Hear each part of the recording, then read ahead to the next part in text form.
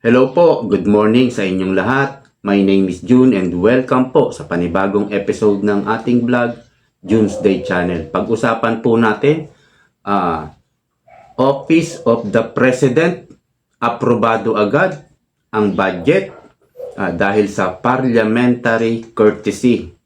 At pag-usapan din po natin, karoktong nito, ang OBP. Mamaya po, may hearing ang OBP. Tignan natin kung a-attend si Vice President Sara Duterte. At pag-usapan din po natin ang PhilHealth. Mayroon palang petisyon ang mga asosasyon, organisasyon. Sagawa pala sila ng petisyon sa Korte Suprema para pigilan yung kinukuha ni Bangag sa Department of Finance na 90 billion. Actually, 89 billion po ito. So, i-round off na lang natin. Nira-round off po kasi yan ng karamihan, ginagawang 90 billion. Ay naghatol o naglabas po ng hatol ang Supreme Court. So, pag-usapan po natin mamaya yan. At itong kataga ni Amy Marcos about impeachment. So, meron talagang nilulutong impeachment dito po sa mga congressman. So, yan po ang ating pag-uusapan. Bago yan, paki-like po muna ang video ito at huwag kalilimutang mag-subscribe. So, sa House Committee on Appropriation on Monday, kahapon po, September 9, na-approve po ang budget ng Office of the President na napagbotohan po yung motion to terminate the panel deliberation dito po sa OP, Proposed Budget 2025, due to parliamentary courtesy within at least 20 minutes. May nag-object po kasi, at in fairness kila Raul Manuel Brosas sa mga makakaliwa, no? In fairness naman, tinutulan din nila ito. Pero tumagal lang ng 20 minutes, na-approve na rin po ang budget.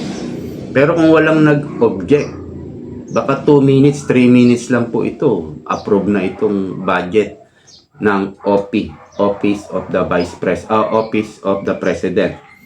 So, bali tatlong minority lawmakers ang nag-object, no?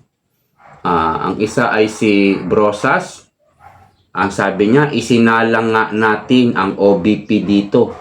Tapos ngayon, nagbibigay ng courtesy sa Office of the Vice President. Double standard ito. Ay talaga naman, at totoo naman. Kasi, tignan nyo ang sabi ni VP Sara, they are politicizing the budget hearing of the OBP. Di tumpak ang ginagawa nila, pamumulitika lang ang ginagawa ng mga congressman. Dahil pagdating sa President o OP, Office of the President, naririnig natin yung katagang tradition. This is usually the tradition, etc., etc. Naririnig natin sa kanila yung tradition. Noong budget hearing ng OBP, nung nakaraan, narinig ba natin yung tradition na yan? Diyan sa mga congressman? Hindi. So, nasaan ang hustisya, mga congressman? Nasaan ang hustisya ng OBP? Nasaan yung tradition na pre-pass or parliamentary courtesy? Pagdating sa presidente, may tradition pa rin. Pero sa OBP, inalis nyo na yung tradition. So, nasaan ang hustisya? No? Dito naman po kay Raul Manuel, ang sabi niya, ask about Vice President Sara Duterte claim that the House of Representatives is politicizing her Office of OBP. Marcos last denied there is politicizing. or politicking. Pinasinungalingan ni BBM na may politika o pinopolitika raw ang budget hearing ng OBP. So, it is a hearing, there's no politics in it, Marcos said last September 4. Kung ganun, iti-terminate natin ngayon ang deliberation. We are affirming ang pagiging brat ni Vice President. Yan po ang sabi ni Raul Manuel. O okay lang. At least, nag-object siya dito sa courtesy o parliamentary courtesy ng OP budget. So, okay lang yun. Kahit sabihan nila na brat si BP. Pero at least nag-object sila. No? So, in fairness sa makakaliwa. Pero, kung uusisain natin yung sinasabi ni Presidente, talagang ang sinasabi, marami ng pagsisinungaling ang sinasabi si President. Yung mga sinasabi niya, taliwas talaga. No? Hindi niya masasabi na hindi pinupolitika ang budget hearing. Ayan na. Pagdating sa'yo, sa budget mo, naririnig natin yung tradition. Pero yung sa Office of the Vice President budget, noong 2022, nag-propose ang OBP budget for 2023. May courtesy pa, may parliamentary courtesy pa. Si Sandro Marcos pa nga ang ang nag-motion. Noong 2023, budget for 2024. Pinropose siya ng 2023 for 2024 budget. Nakakuha na naman ang OBP ng parliamentary courtesy kasi nga ito ay tradisyon. Pero this time, budget for 2025 inihahain ngayon ng OBP na wala na ang tradisyon.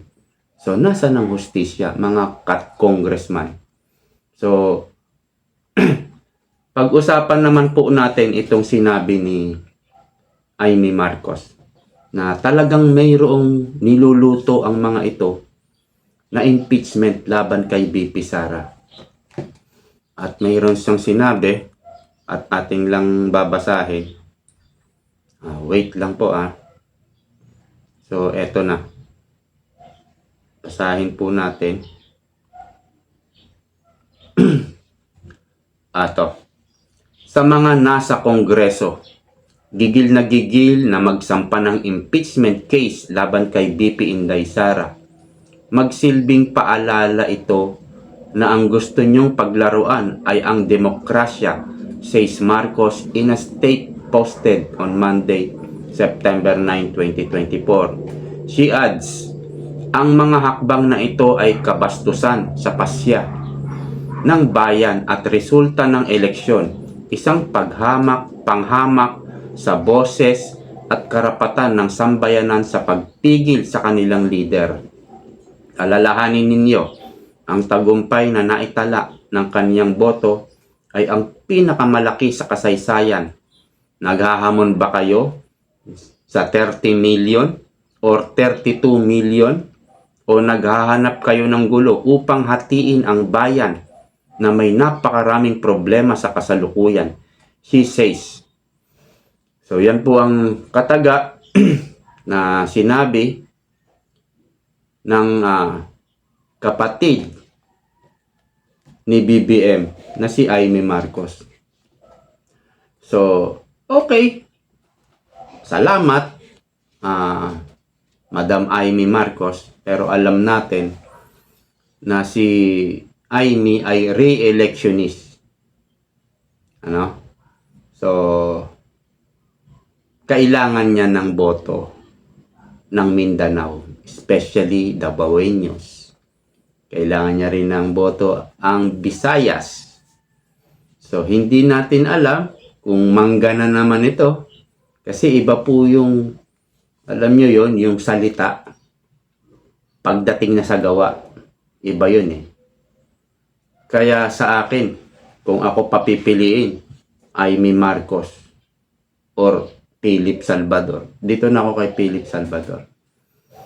Kasi once na natuloy itong impeachment, at malamang sa malamang dahil ipipilit talaga nila, dahil para silang no chance na manatili ang kanilang pamilya sa power. Meron pang isang kalaban sila, si Tulfo. Meron pang Cayetano dyan, Escudero, na baka mag-tandem yan, tumakbo. Kasi kung ang pambato nila si Martin Romualdez Tambaloslos, wala talagang kapag-apag-asa. So, niisip sila ng paraan, paano sila mananatili? So, kung tayo iboboto sa 2025 midterm election, iboto na po natin lahat ng line-up ng PDP. At least, sigurado tayo dahil ang huling hantungan ng impeachment excuse po, ay Senado. Una yan sa Kamara, sa Congress. Pag, kumbaga, na-impeach na si VP Sara sa Congress, pupunta ngayon sa Senado. Doon lilitisin po kung ano man yung binibintang nilang kaso laban kay VP Sara. Hanggang ngayon nga, wala pang binibintang eh. 125 million ginastos. Sinasabi ba nila na ninakaw? Hindi. Binulsa? Hindi rin. Kinastos lang. Anyway, so doon po ang huling hantungan ng impeachment sa Senado. So kailangan ni VP Sara ng boto against impeachment. Kung mananalo si Amy sa midterm election, sigurado ba tayo sa boto niya na hindi niya i-impeach si VP Sara? Pagdating na sa gawa, napakahirap na pong ibalik ng tiwala kapag nabasag na, nasira na. Ang hirap talaga. Dahil inakusahan natin itong dalawang magkapatid na to na nanggamit lang. Ang hirap na ibalik ang tiwala. Kaya kung papipiliin lang ako, Philip Salvador, Amy, kung isa lang ang iboboto mo kung isa lang. Kasi kay Ipe na ako. Dahil hindi yan ilalaglag ang mga Duterte. Matagal na kasing Duterte yan eh. So, doon muna tayo. So, lahat ng PDP lineup, iboto natin. Dahil malamang, hindi nila ilalaglag ang Duterte. So, pagdating sa botohan, makakaasa tayo na boboto sila against na ma-impeach si VP Sara. So, yun lang ang sa akin. Pinagkukumpara nga, may nabasa nga ako nakita ako sa Facebook. Pinagkukumpara nila yung 125 million. 11 days ginastos ni VP Sara. Yung pala, itong kamakailan lang, gumastos si Martin Tambaloslos Romualdez ng mahigit 1 billion sa isang araw. 1 billion sa isang araw. Doon po sa Davao, noong namigay po ng ayuda. Pinadaan nga lang itong problema. Pinadaan pa sa mga maraming congressman. Mahigit 30 congressman. Doon pa pinadaan ni Tambaloslos. Makakasiguro ba tayo na walang katkong 1 billion yun? Sigurado ba tayo na naipamigay talaga yung 1 billion na yun? O nagkaroon na ng katkungan? Dahil pinadaan po sa mga congressman. So, paano yan?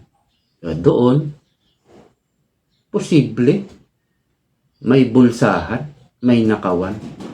1 billion, pinamigay mo lang sa isang araw.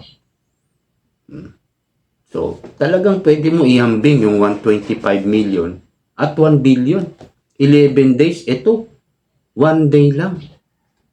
At 1 billion. So, yun ang pagkakaiba. Pag-usapan naman po natin itong PhilHealth. May nagsampa pala sa Supreme Court kung saan pinipetisyon o hinaharang yung pagkuha ni BBM. Pagkuha ng 90 billion sa PhilHealth para daw ibalik sa National Treasury. Ang problema, nagbaba ng hatol ang Supreme Court para sa isang public debate. So, ang sabi ng Supreme Court, kailangan muna ninyo itong pagdebatehan. Doon sa debate, halimbawa sa grupo ng mga nagpetisyon, tapos sa Department of Finance, siguro yun ang lalaban sa debate. Itinakda po ng Supreme Court sa January 14 ang debate, no? So doon sa debate, kung ano yung resulta ng debate, doon magdi-decide ang Supreme Court kung ito ba ay ihihinto yung pagkuha ng 90 billion o ititigil, ipapatigil ba ng Supreme Court yung pagkuha ng 90 billion sa PhilHealth.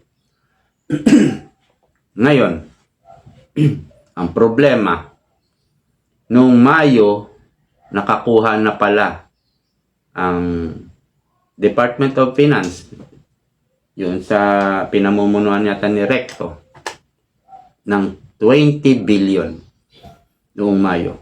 At noong Agosto, nakakuha na naman ng another 10 billion.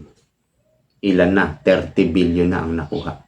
Bago matapos ang taon, makakakuha daw ulit ng 30 billion. So, magiging 60 billion na ang makukuha. Tinakda ng Supreme Court ang debate January 14. Ngayon, kung maghatol ang Supreme Court at paboran yung mga nagpetisyon na ipatigil ang pagkuha ng 90 billion na sobra o manong budget. Halimbawa, pumabor ang Supreme Court sa mga nagpetisyon. Paano yung 60 billion? 60 billion na mo ang makukuha eh. Ibabalik ba yon sa PhilHealth? So, yun ang tanong. Sana, at least, may ginagawa itong mga asosasyon na to. Itong mga organisasyon na to na non-government organization nata ito. So, at least, may ginagawa. May pag-asa. Dito sa hatol ng Supreme Court. Ang tanong, gagalangin kaya ito ni BBM? Marami na silang mga pasya, hatol ng judge, ng korte na hindi naman ginalang. Pangangatwiran lang. Ay, kasi ganito. Patay tayo dyan. Wala na talaga. At tayong pag-asa dito sa gobyernong ito. Pangangatwiran lang yan. O baka humingi pa ng magsampa pa na ng apila, Supreme Court na yun. The last, the last, may tinatawag dyan, yun nga yun, tsurba na yun. The last hantungan. Kalimutan ko. So, paano yan? Kung hindi rin sundin. Ganun yung mga tsansa, mga posibleng mangyari. So, napakahirap ng laban ng mga, kumbaga, ang presidente, ang Malacanang, ang kakalabanin mo, napakahirap talaga. Kaya, kung ikaw ay tinatanong, bakit ka nagtago? Bakit ka tumakas? Halimbawa, Alice Guo. Halimbawa, Kibulod. Tatanungin mo sila. Ang pinakamahirap sa lahat, kapag ang gobyerno ang kalaban mo, napakahirap kalabanin yan. Kung private naman, private citizen, pwede, maglaban kayo sa korte, harapin mo yung kaso. Pwede. Pero gobyerno kalaban mo. Kinasuhan ka ng gobyerno, haharapin mo. Napakalabo mong magtagumpay. Napakalabo. Kaya, naiintindihan ko yung mga nagtatago. Naiintindihan ko. Wala kang kalaban-laban sa gobyerno. Wala kang kalaban-laban. Napakahirap kalabanin ang gobyerno. Kanila lahat eh. Yung judge sila nga nag-aapoy. Paano ko mananalo ron? Kung private citizen ang nagsampa ng kaso, yan. Haharapin niya. Walang problema. Kung ano man maging desisyon. Pero gobyerno kalaban mo, napakahirap po kalaban. So, abangan natin mamaya budget hearing ng OBP kung marinig natin yung mga katagang. It's a tradition. May pre-pass, parliamentary courtesy para sa OBP. Marinig kaya natin yan? So kung hindi natin marinig, talagang pinupolitika niya lang si Inday. Nagiging totoo lang talaga yung sinasabi niya at napapasinungalingan naman yung sinasabi ni BBM. There's no politicizing, there's no politicking. Kapag ginawa nyo yan, talagang sinasabi nyo lang na sinungaling yung amo nyo. At may sinabi pa si BP Sara, 2 lang naman ang pinanggagalingan ng budget ng Pilipinas. O sino yun? Sino yung 2 na yun? May sinabi nga pala si BP Sara, babasahin ko nga lang. Wait lang. Para maitawid natin ito. Basahin lang natin. Eto. Tungkol naman sa spoiled brat. Pinapalabas ng mga congressman. Ang BP Sara daw ay spoiled brat. So ito sagot niya. Alam ng taong bayan na hindi ako bratinela o spoiled brat. Dahil kilala nila ako simula noong ako ay nasa Davao pa. Simula nang ako ay mayor pa hanggang naging vice president ako. Kilala ako ng taong bayan. Na hindi ko inaabuso ang aking power. So patama yan. Patama yan doon sa umano'y sumisinghot ng white powdery substance. Ulitin natin, no? Kilala ako ng taong bayan na hindi ko inaabuso ang aking power and ang aking authority sa lahat ng mga opisina na nawala pa. Ayan. Ulitin natin. And ang aking authority sa lahat ng mga opisina na nahawakan ko, testigo ko ang buong bayan na hindi ako isang spoiled brat. Naniniwala naman talaga ang lahat ng mga bumoto sa iyo, BP Sara, na 32 million ay hindi ka spoiled brat. Ito'y pinapalabas lang nila dahil sila ay nabigo sa kanilang plano, sa kanilang anong tawag dyan? Stick to the plan. Nabigo sila. Kaya nililinis nila ang kanilang katawan na ayaw nilang masabi na ayaw nilang masabi na napahiya kayo, no? Nakaharap kayo ng nakatikim kayo ng katapat. Ano ba ang tawag doon? Basta gano'n.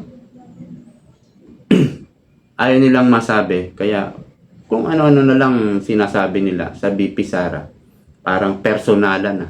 Pangit, di ba? Kapag talo ka, kapag naisahan ka, ayaw mong umamin na natalo ka at naisahan ka, mag-iisip ka na lang ng mga bagay-bagay para malinis mo yung katawan mo, yung kahihiyan mo. So maraming ganyan, gumagawa na lang ng kwento para malinis ang kanilang katawan. So abangan natin mamaya sa budget hearing, ano. Hanggang dito na lang po. Maraming salamat sa inyong panonood. See you po next time.